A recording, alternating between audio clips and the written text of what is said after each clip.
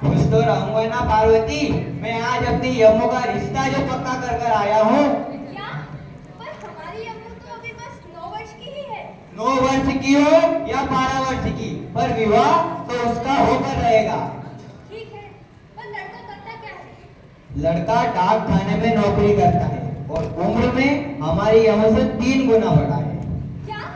3 गुना बड़ा? और सुनो पार्वती, लड़का दुहाजू भी है, दुहाजू। दुहाजू भी है? नहीं नहीं, ये रिश्ता हमारे योग्य नहीं है। देखो पार्वती, मैं अपनी वर्ष की बेटी का बोझ नहीं उठा सकता, इसलिए विवाह तो उसका होकर रहेगा। ठीक है, ऐसा आप ठीक करोगे। इस घर में मेरी सुनता कौन है?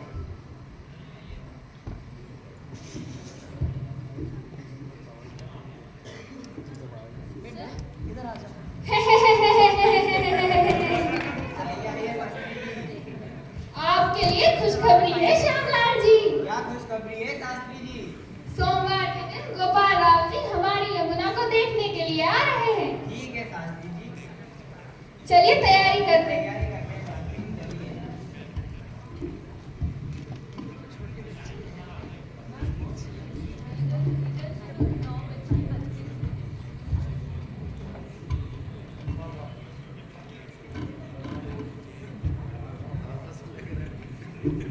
अरे आइए आइए गोपाल राव जी, आइए आइए, बैठे बैठे।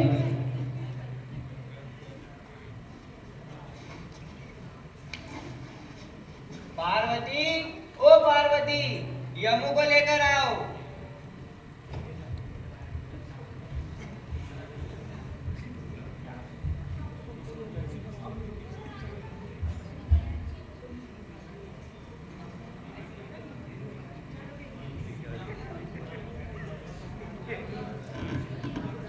आओ बेटी, बैठो बैठो।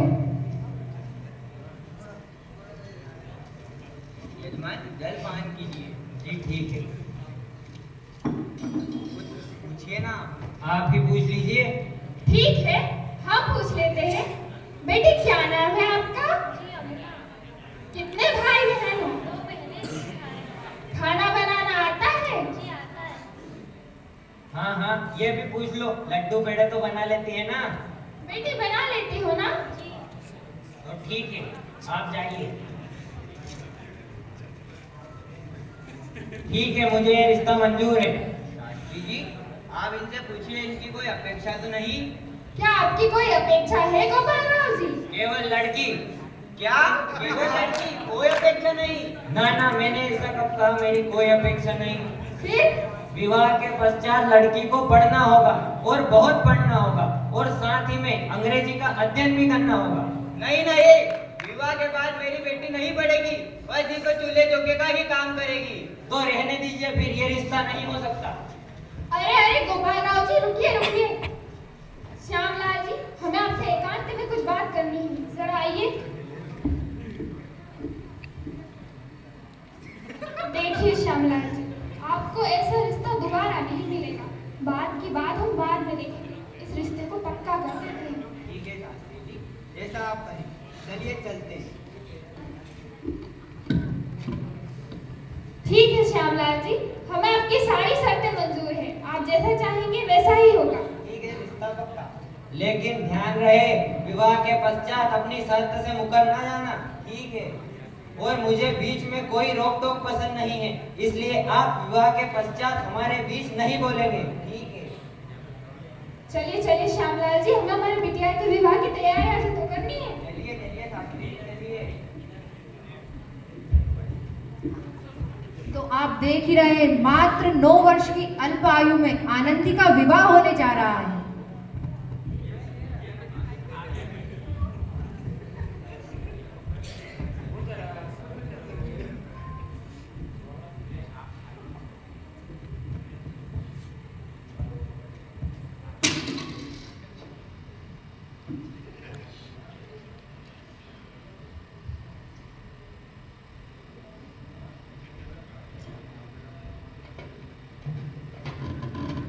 सखिया ओ सखिया सैया मोरा के सब साला। सखिया ओ सखिया सैया मोरा के सब सखिया खुश ओ रहो, खुश सखी रहो। बधाई हो श्यामलाल जी। अब तो आनंदी और गोपाल राव का विवाह भी संपन्न हो गया है। अब तो आप दोनों प्रसन्न हो ना? आप प्रसन्न हैं शास्त्री जी, बहुत प्रसन्न हैं। ठीक है, तो फिर हम चलते हैं। चलिए शास्त्री।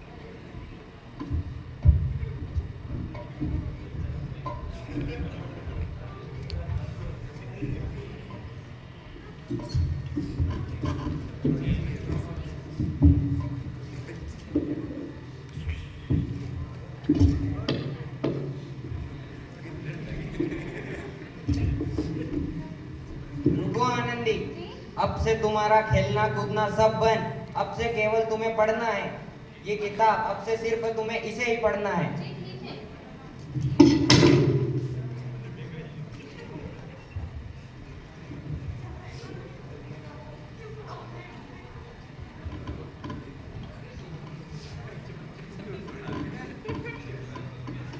इतना काम है घर में।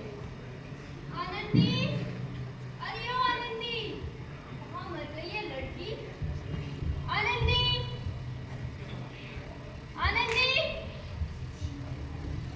आनंदी, क्या कर रही है? मुझे पढ़ना है, मुझे पढ़ना है, मुझे पढ़ना है, मुझे पढ़ना है, पूरा कौन चलाएगा?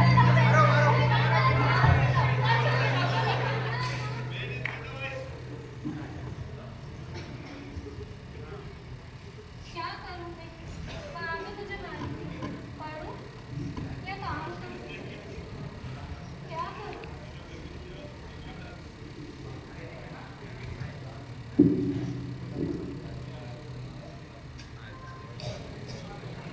क्या करूं? माँ भी मुझे मारती है।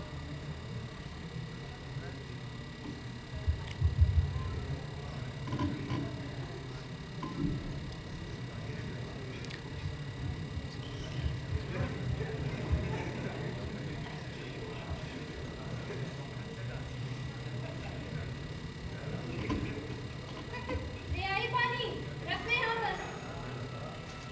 काम की ना काज की।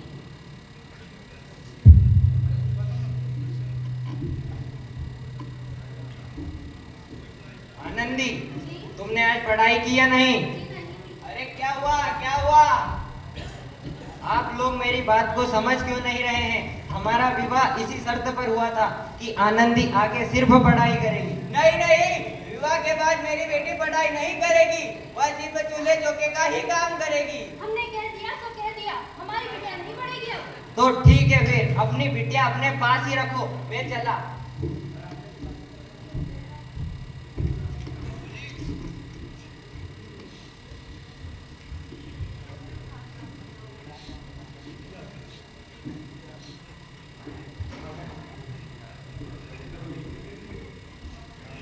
क्या बात है श्यामलाल जी, आपने हमें कैसे याद किया?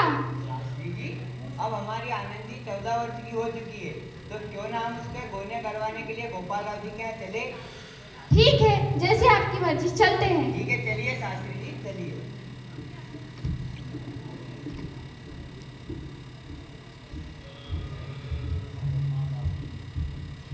मात्र 14 वर्ष की आयु में आनंदी का गोना होने जा रहा है। गोपाल राव जी, गोपाल राव जी, अरे आइए आइए शास्त्री जी, कहिए कैसे आना हुआ? हमें आपकी सारी शर्तें मंजूर है। आप जैसा चाहेंगे वैसा ही होगा। देखिए गोपाल राव जी, अब हमारी आनंदी 14 वर्ष की हो चुकी है, तो आप उसका गोना करवाने के लिए कब आ रहे हैं? तो क्या आप लोगों को हमारी सारे शर्तें मंजूर हैं? हाँ मंजूर है, लेकिन ध्यान रहे, आनंदी के गोने के पश्चात मुझे उसकी पढ़ाई के बीच कोई रोक टोक नहीं चाहिए। ठीक है, जैसा आप कहें वैसा ही होगा। आप निश्चिंत रहिए गोपाल राव जी, आप जैसा चाहेंगे वैसा ही होगा। तो ठीक है, फिर मैं आता हूँ। चलिए चलिए शास्त्री जी, गोने की तैयारी करनी है, हमारे बिटिया के गोने की तैयारी करनी है।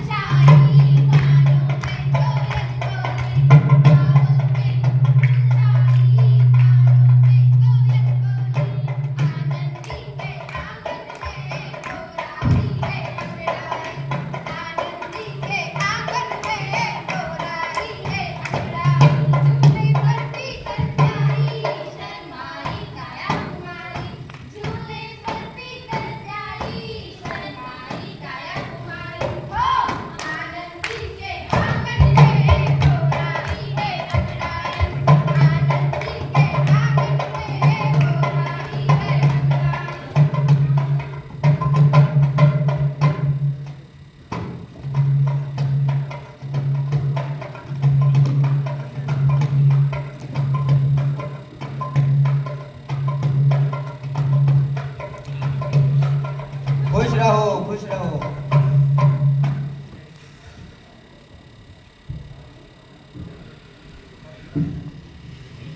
तो चलिए श्यामलाल, अब तो आनंदी का गोदा भी संपन्न हो गया है। अब तो आप दोनों प्रसन्न हो ना? आप प्रसन्न है शास्त्री जी, प्रसन्न है। बहुत बहुत धन्यवाद शास्त्री जी। ठीक है, तो हम चलते हैं।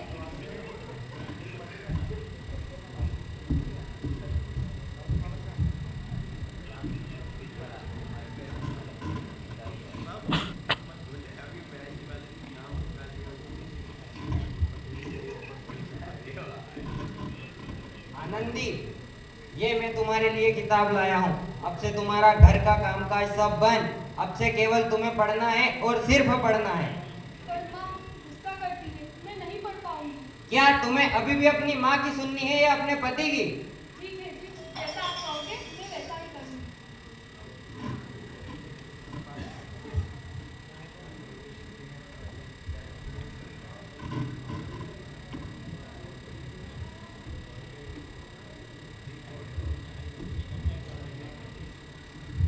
आनंदी, अरे ओ आनंदी, कहाँ मर गई? ना कामकाज रहता है घर में, पता नहीं कहाँ चली जाती है। आनंदी, आनंदी, दिन भर पढ़ना, घर के कामकाज कौन करेगा? घर के कामकाज कौन करेगा? सिर्फ पढ़ना है, लड़कियां पढ़ती नहीं है आनंदी, घर का कामकाज करती है। चलो मेरे साथ, चलो।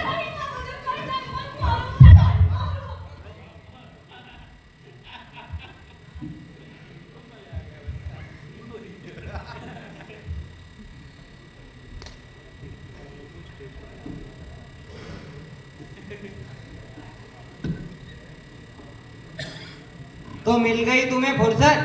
कितनी बार कहा है पढ़ा करो, लेकिन नहीं, तुम्हें तो केवल अपनी माँ का ही कहना मानना है। देखो आनंदी, अगर तुम मेरा कहना नहीं मानोगी तो मैं तुम्हें छोड़ दूंगा। नहीं नहीं जी, जैसा आप कहोगे मैं वैसा ही करूंगी।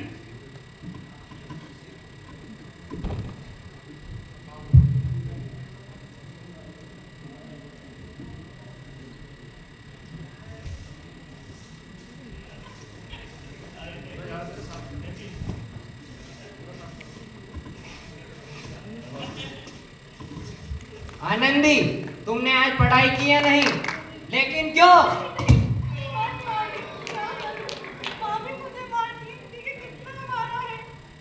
देखो आनंदी, तुम इन घर गृहस्थी के कामों में मत उलझो। मैंने तुम्हें कहा है पढ़ना, तो तुम्हें सिर्फ पढ़ना है और कुछ नहीं करना है।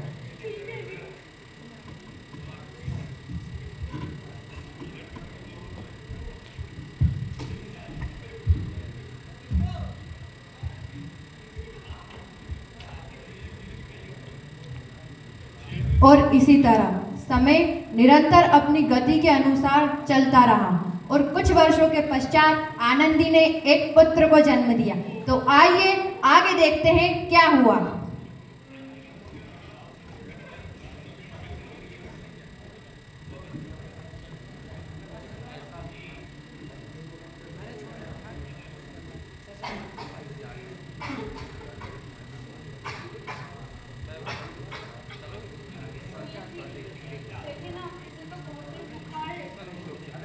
इसीलिए मैंने तुमसे कहा था कि तुम्हारा प्रसव अस्पताल में ही करा लेते हैं, लेकिन देखो तुमने मेरी एक ना मानी। अब ना ही तुम स्वस्थ हो और ना हमारा बच्चा। आप मुझे बार बार अस्पताल जाने को ना कहा करो। और वहाँ पर कोई महिला डॉक्टर भी तो नहीं है। मैं अपना प्रसव किसी पुरुष डॉक्टर से नहीं करवा सकती थी। खैर छोड़िए, हमारे बेटे को देखिए कितना कफ रहा है।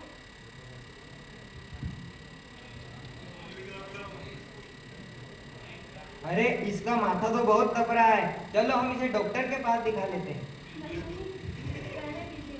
मैं इसे भगवान की छुट्टी लगा देती हूँ और कहाँ पे जा देती हूँ। ये ठीक हो जाएगा। अब बस भी करो आनंदी, मैं परेशान हो चुका हूँ तुम्हारे इस पागलपन से।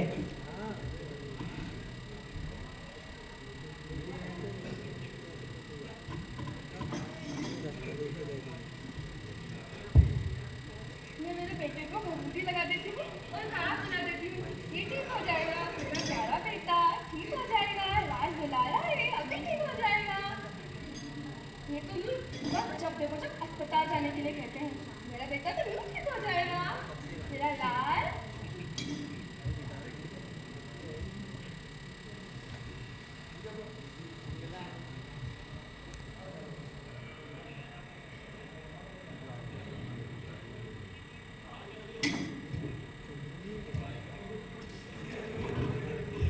सुनिए जी, देखिए ना इसे क्या हो गया, देखिए ना क्या हो गया इसे, ये आंखें ही नहीं खोल रहा है, देखिए ना क्या हो गया, ना ही हंस रहा है और ना ही दूध पी रहा है, देखिए ना क्या हो गया इसे, देखिए ना ये खेलने का ही हाल, देखिए ना इसे क्या हो गया, देखिए ना इसे क्या हो गया, देखिए ना।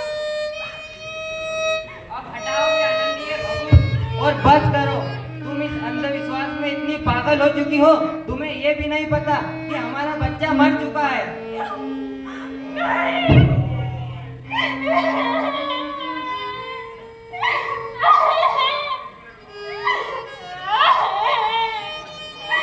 मुझे मेरा बच्चा छोड़ के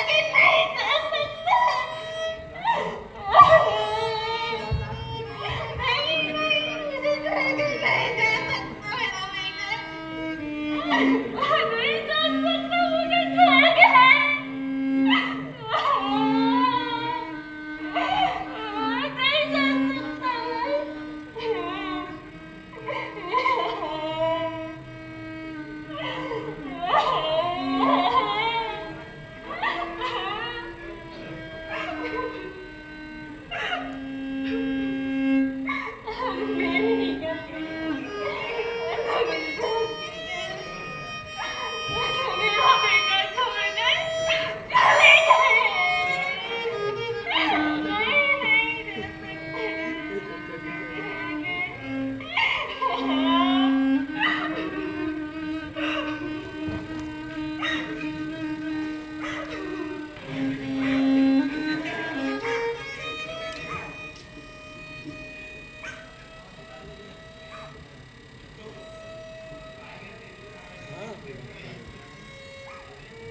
नहीं सुनिए जी,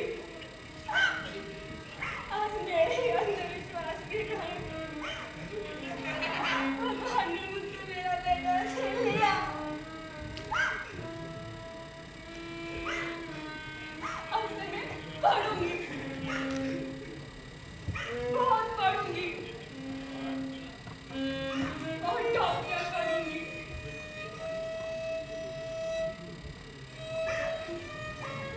मेरे जैसी महिलाओं को प्रसव और कोई भी परेशानी का सामना ना करना पड़े। आप जैसा कहेंगे वैसा ही करूंगी। तो ठीक है फिर आनंदी, मैं आज ही पत्र लिखता हूँ और तुम्हारे पढ़ने का इंतजाम करता हूँ। ठीक है जी।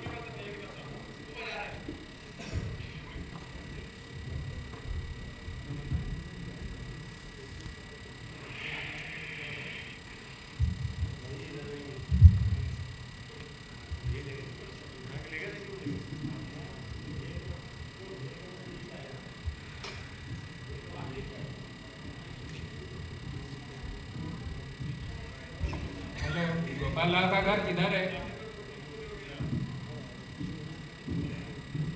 हेलो, गोपाल राव का घर किधर है? हेलो सिस्टर, क्या बता सकते हैं गोपाल राव कहाँ रहते हैं?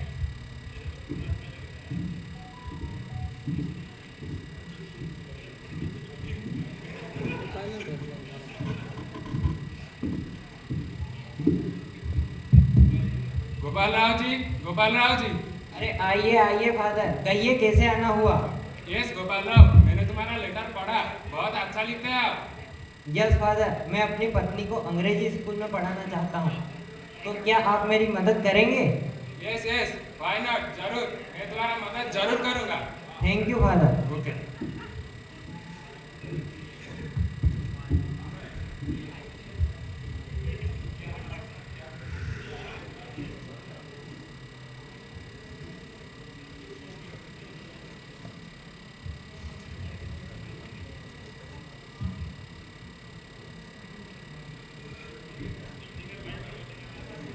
आनंदी, आनंदी, देखो ये तुम्हारे लिए पत्र आया है। मेरे लिए? हाँ, तुम्हारे लिए। अरे अरे, ये पत्र तो मेरे लिए आया है। अरे, ये तो अमेरिका से आया है। जरा देखो तो क्या लिखा है इसमें। पत्र में लिखा है, मुझे बहुत अच्छा लगा तुम्हारे पति द्वारा लिखा पत्र। इसमें ये भी लिखा है, मैं तुम्हारी मदद करूंगी, जरूर करूंगी। इसमें ये भी लिखा है, तुम्हारे पति की सोच बहुत अच्छी है, मैं तुम्हारी मदद करूंगी, जरूर करूंगी। मिस माइसी। ठीक है, फिर आनंदी अमेरिका जाने की तैयारी करो।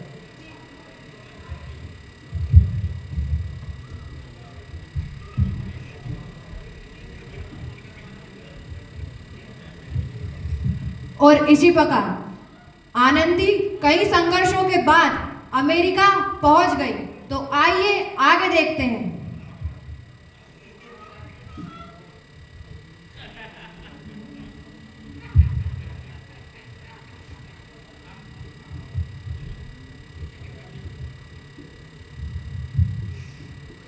फादर, फादर, आइए आइए गोपाल राव जी।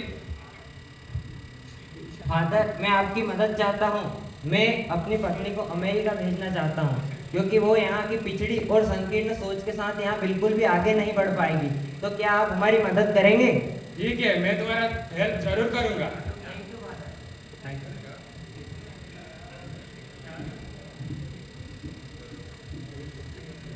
डाक बाबू, डाक बाबू, अरे आइए आइए शास्त्री जी, कहिए कैसे आना हुआ? हमारे ब्राह्मण सभा समाज ने एक सभा का आयोजन रखा है और हम चाहते हैं कि आनंदी बहन उस सभा में आए और अंग्रेजी भाषा में कुछ बोले। मैं आऊंगी, क्या वहाँ सबके सामने? मैं बोलूंगी। लेकिन वहाँ अंग्रेजी में बोलना होगा। तो क्या हुआ, अमेरिका में भी तो अंग्रेजी में ही बोलना होगा ना। तो ठीक है फिर।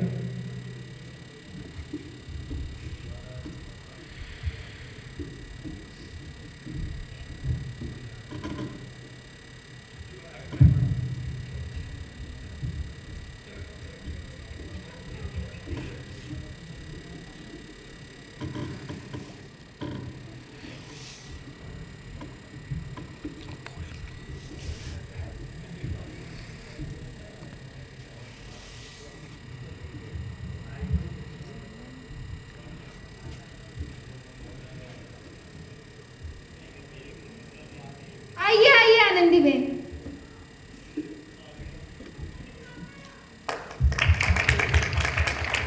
आप सभी को मेरा नमस्कार। मैं आनंदी गोपाल आप सभी को धन्यवाद करना चाहती हूँ जिन्होंने मुझे सभा में आमंत्रित किया। I thank the honourable chairman and the Brahmin community for organise this programme and all the guest for inviting me. मैं डॉक्टरी पढ़ने अमेरिका जा रही हूँ।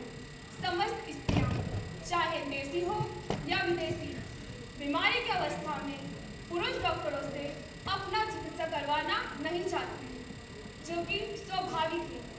हमारे देश में विदेशी डॉक्टर महिला भी है, किंतु मात्र गिने चुने, और उनकी भाषा शैली इतनी विचित्र है कि हम उनसे अपना इलाज कराने में भी कतराते हैं।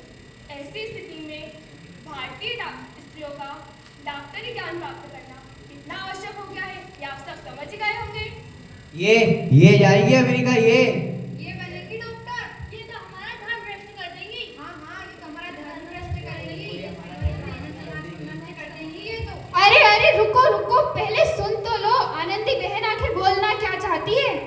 हाँ, मैं जाऊंगी अमेरिका और वहां जाकर भारत की पहली महिला डॉक्टर बनकर आऊंगी और महिलाओं की प्रसव संबंधित समस्याओं का उपचार भी करूंगी।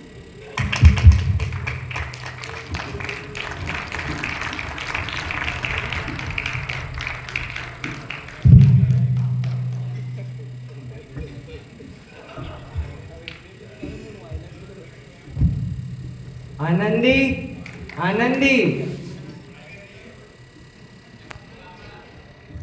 जल्दी करो आनंदी, हमें तुम्हारे स्कूल भी जाना है।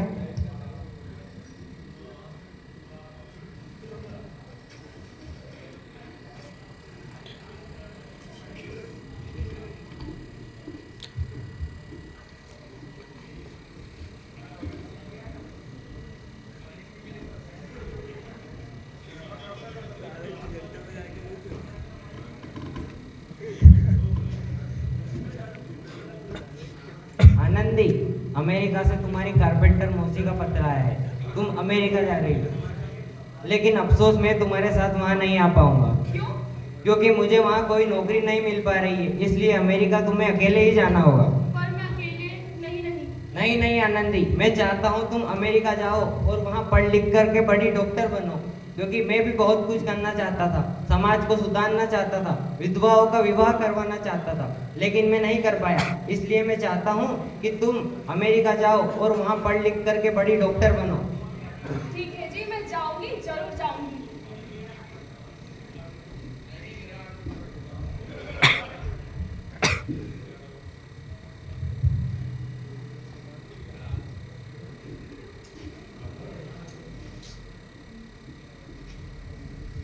डाक वाला, आइए आइए डाक बाबू। आपके लिए पत्र आया है।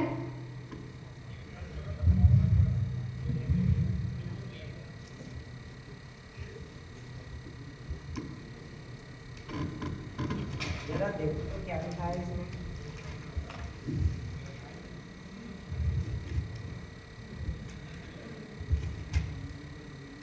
अरे ये पत्र तो मेरी आनंदी का है। अरे ये पत्र तो अमेरिका से आया है। जरा देखो तो क्या लिखा है मेरी आनंदी ने। सुनिए जी, मैं यहाँ बिल्कुल सकुशल हूँ और आशा करती हूँ कि आप भी वहाँ बिल्कुल ठीक ही होंगे। मेरा स्वास्थ्य यहाँ ठंड के चलते थोड़ा सा खराब रहता है, लेकिन खैर छोड़िए, मेरी पढ़ाई पूरी हो चुकी है और सबसे खुशी की बात तो यह है कि मैंने आपका सपना पूरा किया और मैं यहाँ पढ़ लिख कर डॉक्टर बन गई हूँ। देखिए, मैं डॉक्टर तो बन गई हूँ, पर आप मुझे लेने कब आ रहे हैं? मुझे अब भारत भी आना है। मैं जल्द ही आऊँगा आनंदी, मैं तुम्हें लेने जल्द ही आऊँगा।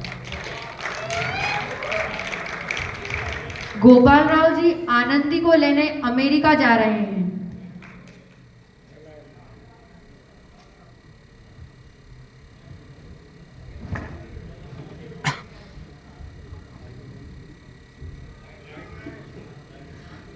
आनंदी बाई भारत वापस आ तो गई, लेकिन उनका स्वास्थ्य थोड़ा गड़बड़ है। उनका स्वास्थ्य बहुत खराब है।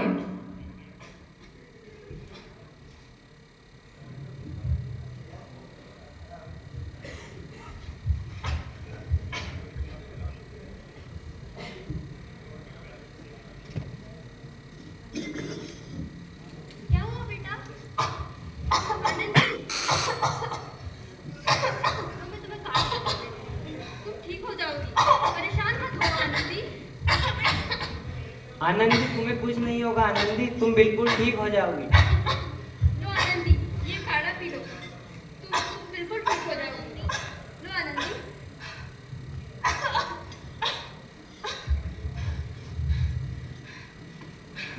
सुनिए जी, मैं डॉक्टर बन गई, लेकिन मैं आपका सपना पूरा नहीं कर पाई। मैं लोगों की सेवा नहीं कर पाई। नहीं आनंदी, तुम्हें कुछ नहीं होगा और हमारा सपना भी जरूर पूरा होगा आनंदी, तुम्हें कुछ नहीं होगा।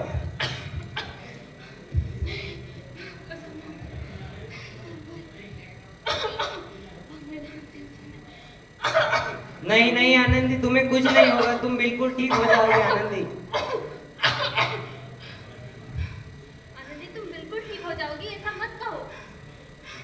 आनंदी, नहीं आनंदी, तुम्हें कुछ नहीं होगा आनंदी। नहीं आनंदी, आनंदी तुम मुझे छोड़कर नहीं जा सकती आनंदी। आनंदी, आनंदी तुम मुझे छोड़कर नहीं जा सकती आनंदी। आनंदी, तुम हमें छोड़कर नहीं जा सकती। आनंदी।